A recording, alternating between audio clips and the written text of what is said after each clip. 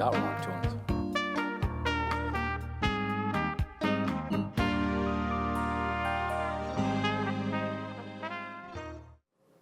Hi, I'm Dr. Randy Bach. I'm representing the Newton Taxpayers Association, which technically is the entire city of Newton pretty much, but they may not know it. We are standing up for smart spending, and I'm honored tonight to have a guest.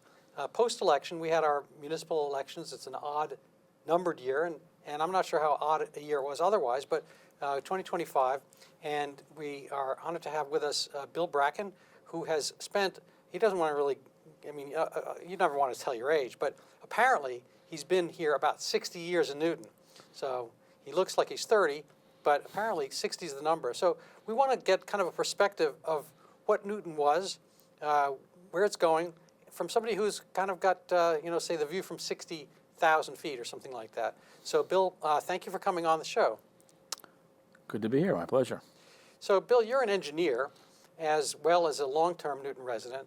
And so I'm hoping you can bring kind of, mathy, Occam's razor, right to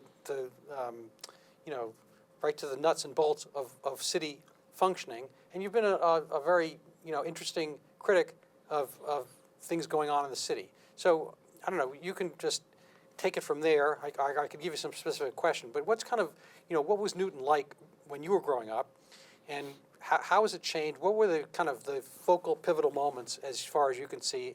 And maybe it hasn't changed at all. I don't know. You tell me. It's changed a lot. When I was growing up, probably my first 20 years, I never saw a for sale sign in Woburn. And now the turnover is incredible. The McMansion is going up. That's a big change. Riding my bike around with my friends with no helmet on. And we didn't need a helmet because the roads didn't have potholes everywhere. Now, my wife actually was running on the street and fell in a pothole. It was up to her mid-shin. It was like a Grand Canyon pothole. Other than that, the schools are still good.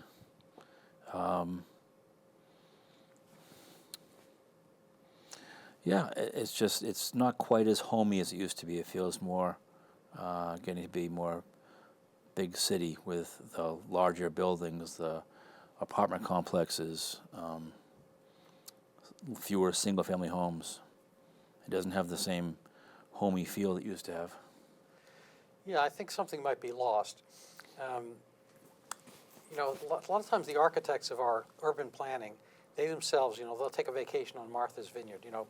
A lot of the power brokers, the big, nations kind of 2 or 3 presidents ago, depending how you count, Obama, he spends his time on Martha's Vineyard. And what, it's not exotic. It's not like, I don't know, you're going to the other side of the earth, but it's homey.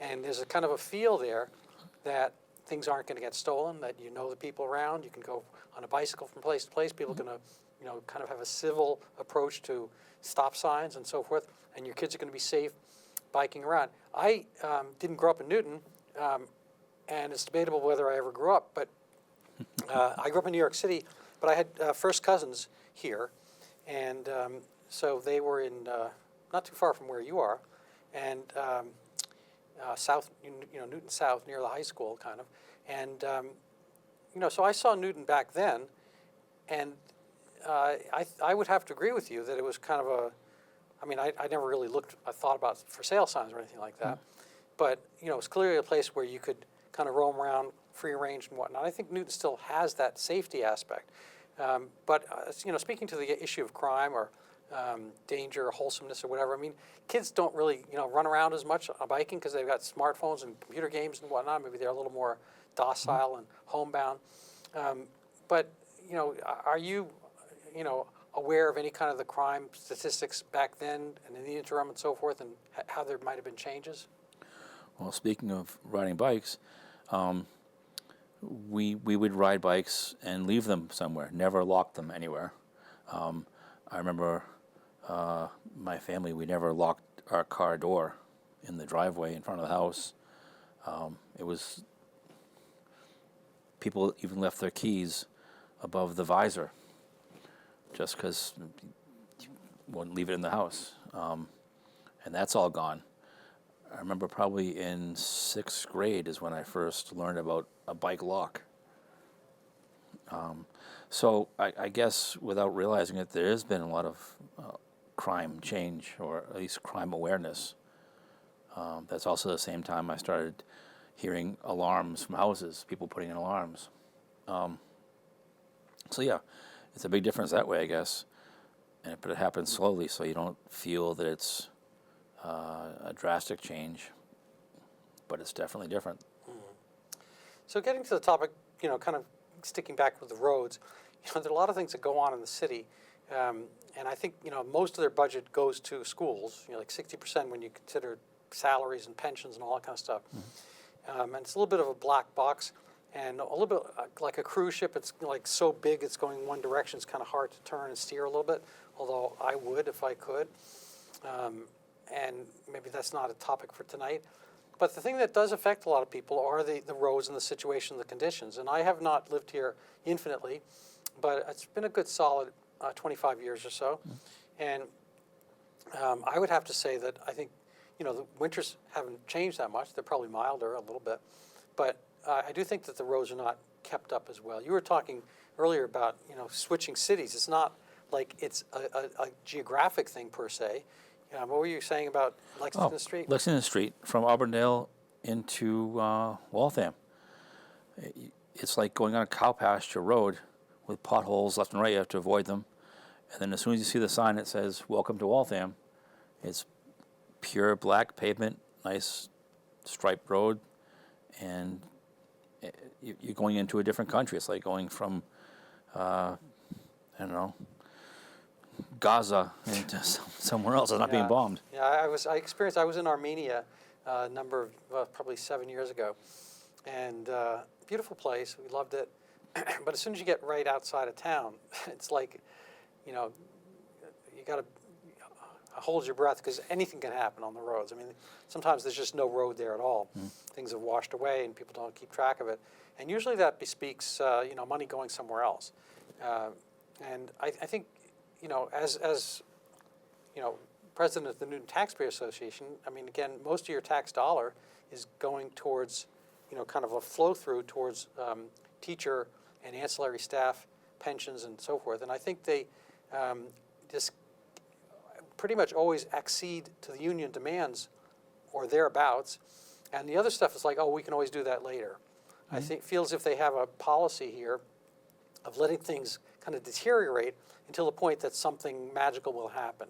Now, I think you're probably, Newton, I'm not sure how many Newton Norths ago you lived here, but, when I got here, my kids started going to Newton North, the previous version, and that was only made in like the 70s. It wasn't that old a building. And they just kind of let it go. And then they had to destroy it and build a new one at cost of $250 million, something like that.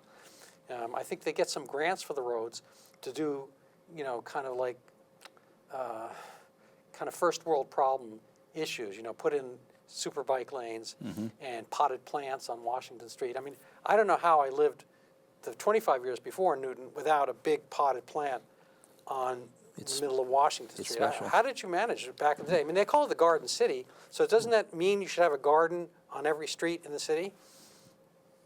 Well, there was a joke about Newton being the Garden City because there's a Rosenblum on every street. But yeah, they put the big potted plants up, but also they put these, I'm on the Woburn Area Council, and they put these sticks up, these flexible sticks, to get you to drive around a corner. And I call them ghetto sticks because it just looks like you're in bad parts of Boston. They're just, and back to your point about the plants, I said, put a potted plant there instead and take it away in the winter. It looked nicer. But, yeah, it's just...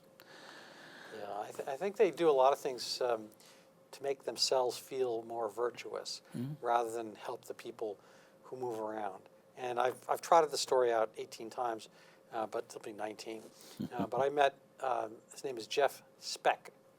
And he is into the walkability index and all kind of stuff, and he has a book about the road diet. This is the term of art when they shrink the roads down, and everybody except the people on the road are going to be happy ostensibly.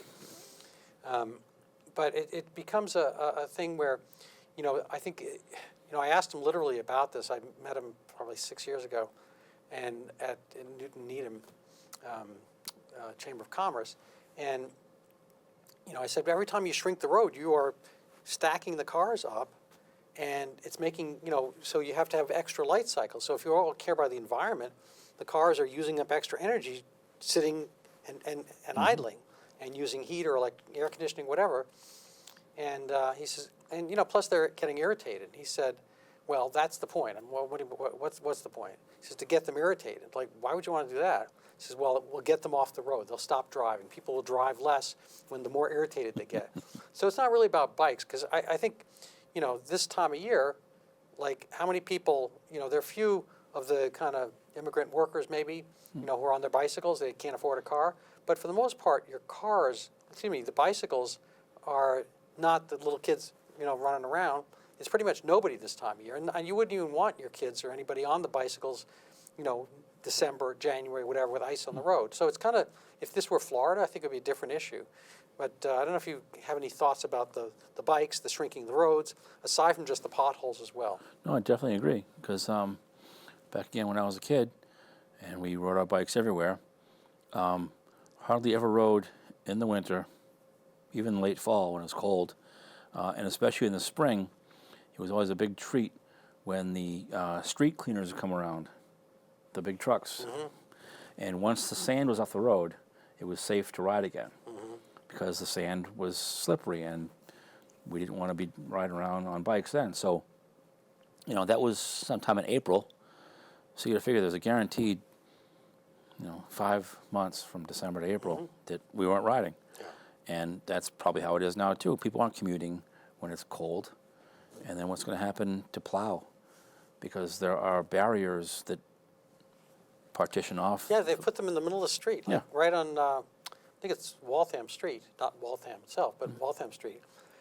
They just decided to put these things in the middle because it was such an incredible moat to get from one side of one lane, well, it's 2 lanes, one in each direction, the other side. I mean, I hadn't seen, I care about pedestrians as much as the next guy, but I don't think it was a big challenge. I mean, I grew up in New York City, and we had challenging streets, We had like 2-3 lanes of traffic to get across and whatever, and people running across, and the bicycles, all kind of stuff. And that's kind of like the game. It's more like that, what was that kids game? Frogger. Yeah, Frogger, where you have to kind of jump across. It's George a great movie with Eddie Murphy and Steve Martin.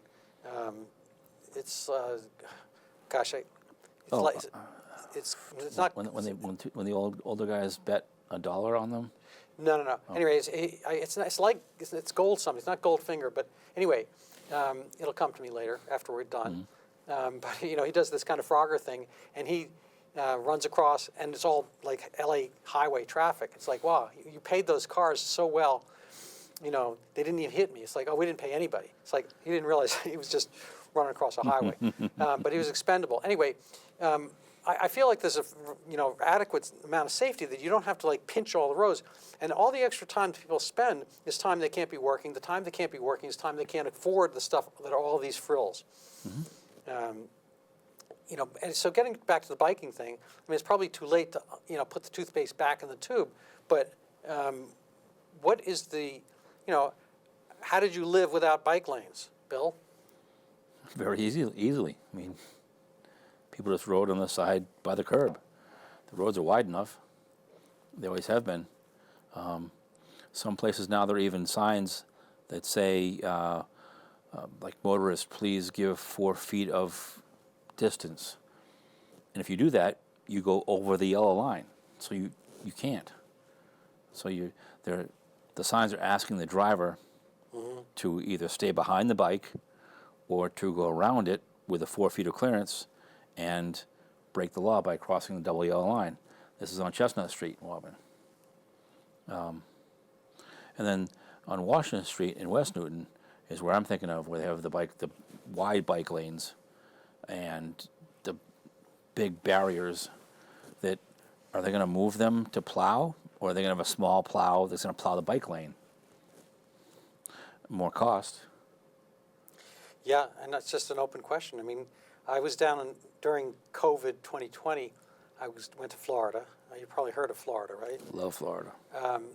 And we went to Naples. And, you know, people can live a lot of different ways. You know, when you're up here, everyone's got a mask on. They're all kind of terrified of each other at the time. Now, I actually still see people with masks on. Maskers. Oddly enough, at one of my sports athletic centers, you know, gyms, it's like a fair number of people, like, they understand the fitness part, but they got the mask. Anyway, I don't get that, never did.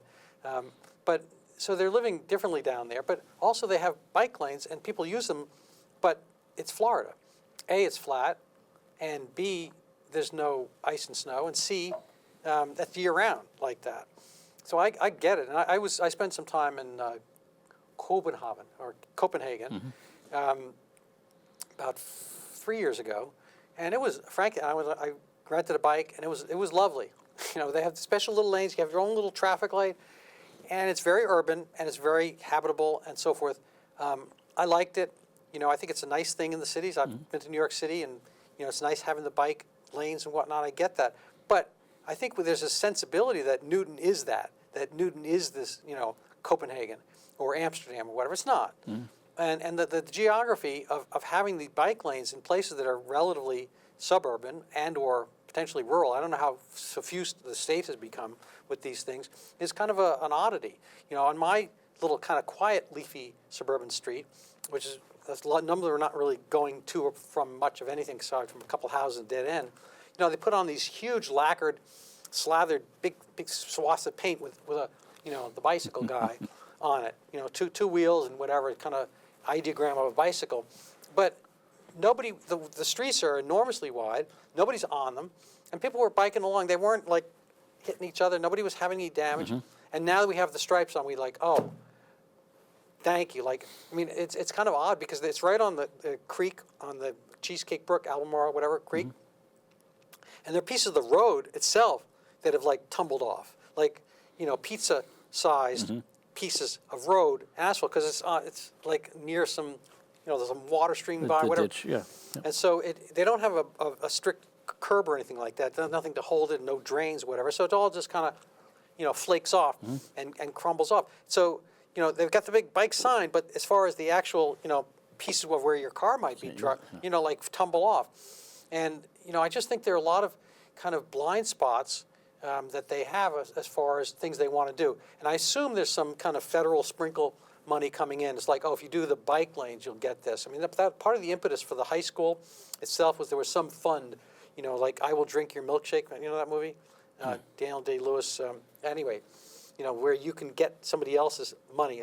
The idea is there's oil under the ground, and he's used the straw as an example. He can still get your oil from you. And so when there's some like pot of money that has stipulations, the city will bend over backwards to do it. I think that's the part of the impetus for the Newton North, you know, ignoring it, letting it degrade and whatnot, because there was going to be some state or federal money for a new school kind of thing, as opposed to fixing a school. I think they get motivated at things that don't happen in business. So, you know, I'm going to ask you to put on a different hat right now, but as an engineer and a businessman, you know, how have you had any interaction with the city, or the way you know, politics happen in the city? And do you have any thoughts about kind of the discord between how things operate in a for-profit business versus a tax for your money city? Well, the only thing that comes to mind really is when my road was redone about a decade ago, and wanted to put in some curb in front of the house. There were no curbs there, and I wanted to just expand the mouth of the driveway a couple of feet, and it should have been an easy thing, but I had to kind of jump through hoops and red tape. I spoke with the project manager on the street, and he said it was a simple thing. Just, I can do it. Just need to go to the city hall and talk to the professional engineer who was in charge of the job and work it out. I went there, and he said, "Oh, you needed to be here 6 months ago, and we can't do anything now." And I'm like, The guy on the job told me he can just cut the granite a couple feet short and it'll be fine. And City Hall said no. So it's no real money involved unless, he was looking for a under-the-table handout. But it's just, I don't know. It seems like there's too much red tape and things should be a lot more simplified. Yeah, it sounds like they were, kind of obeying the letter of the law when they needn't have. It wouldn't have been like much of a distinction much of a difference to let you have that distinction. But I've seen that happen a fair amount where people, apply for permits and whatnot, and they, kind of get picayune little issues about it and have to go back. Whereas some things, just seem to go by without any attendance at all. There's just a house, and I'm pretty sure it's been as long as I've been here, 25 years. I mean, not the house itself, but there's a house right, where MIDA is, MIDA. There's CVS. There's main intersection between Washington and Walnut. Yes. So there's a lot of commerce there. So if you go one block north or so, whatever the intersection street is, it's a nice big house. It's probably in good shape. It would be like a $2 million house. It's multiple stores, and I don't know what style it is. Arts and crafts or something like that. But it's a big house, and there's like Tyvek you can see, and there's like a couple poles, wood beams. I mean 2x4s, kind of like holding up some piece of a porch, kind of a jerry rig, jury rig kind of thing, and it's just been like that. and so I've asked some people, who know this stuff, what that is. It's like, oh, he worked for the city, whatever. And I see certain places that just can be completely derelict and ignored and whatever. And this one, anybody's interested in this, I'll send you pictures. I spent the time once looking at Newton Geo, whatever, and I found the name and I researched, and in fact, was a city worker.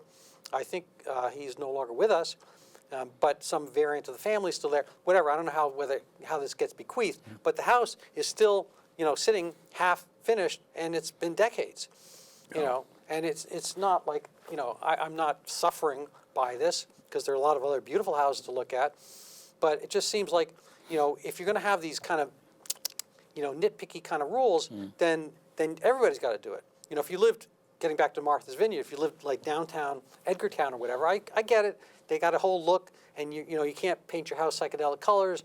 It's got to be white. You got to have a railing. It's got to look like 19th century, whatever, 18th century or something, whatever.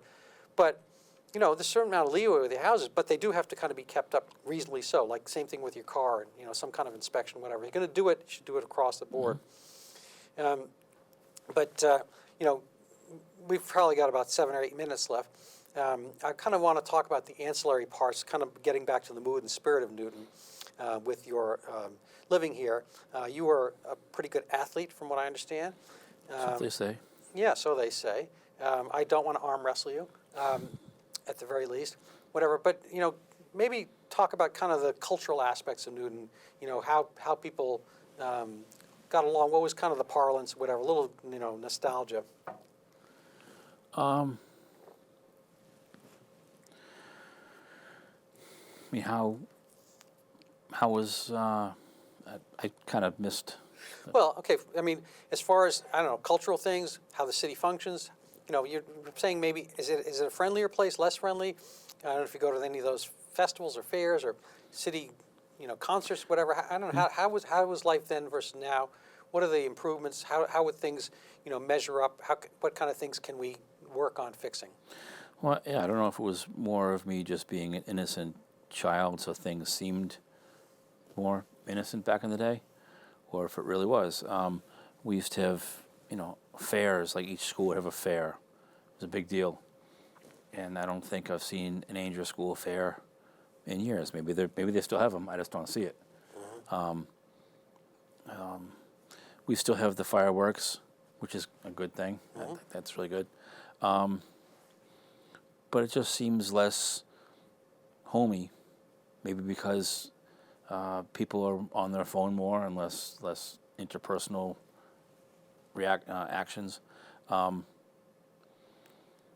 And I don't know how it could be changed, because of that. Because people just live on their phone. They live online. They don't live in the moment anymore. You see pictures of people in concerts now, and all you see are this. Everyone's got their phone up. No one's actually just sitting there watching the concert. They're watching their phone, making sure they're getting good video, and it's a video that they're never going to see.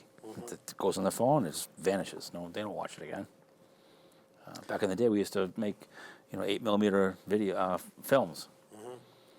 So I don't know how to get back to that. Yeah. So so we've got 3 minutes left. The top of the city is usually the mayor. You've been through a number of them. I'm wondering whether you can give any recollections. First of all, condolences to Seti Warren's family. I ran a campaign against him for Bill Heck, on behalf of Bill Heck, and we made it past the first round, I guess, but lost. So I've met Seti a number of times, and I'm sorry. He was a gentleman, and I'm sorry for his too soon disappearance, and so all respect there. But I don't know if you have any thoughts about governance of the city and how things were parlayed. I know you had Teddy Mann at one point. Is that the last Republican governor, mayor we've had? I'm not sure, but a memory just pops in my head from way back when I was probably 10 years old or less. Friends of mine and I were flying a kite at Angel School, and there was a downdraft, and the kite dove down and landed on top of the school. And we were pulling on the string. I thought we'd never get it down. And then all of a sudden, a big black, probably wasn't a limo, it was a big black car, pulls up. I'm like, oh no, we're going to be in trouble. This is like the FBI. It was Mayor Mann got out of the car, and he saw us pulling on the string, and he came over to help us try to get it down. He didn't know it was a kite or whatever. He just saw we were just scrambling and struggling. So that's my only really mayor story, and I just don't know if any mayor who's around now would have that sort of, I don't know, hospitality, that kind of, Yeah, personal touch. Yeah. Yeah, so we didn't really touch on the elections. We got 1 minute. Do you have any thoughts on the elections that just occurred? The only thought I had is on the parking ban. I think it should have passed. It didn't pass by like 25 votes. 71. It's okay. Recount. I don't know. It makes no sense. We're not trained dogs. We can park when there's no storm and not park when there's a storm. If you get towed, you pay the penalty. Yeah, treat people like adults, maybe? Yeah. Yeah, I know. We have, I think that cigarette ban where they want to age out. If you, as time goes on, you have to be older. Only a certain group of people born at a certain date are going to be able to buy cigarettes. They made a crazy law, so they treat people like kids. But we don't. We're the Newton Taxpayers Association, and we hope you find us. We're on Facebook right now, and send us a line. I'm easy to find. I'm not Randy Block, who's a city councilor, but I'm Randy Bach, without the L. I might have been Block at one point, but we cut right out, and there you have it. So thank you so much. We'll catch you next month. This is Newton Taxpayer Talk.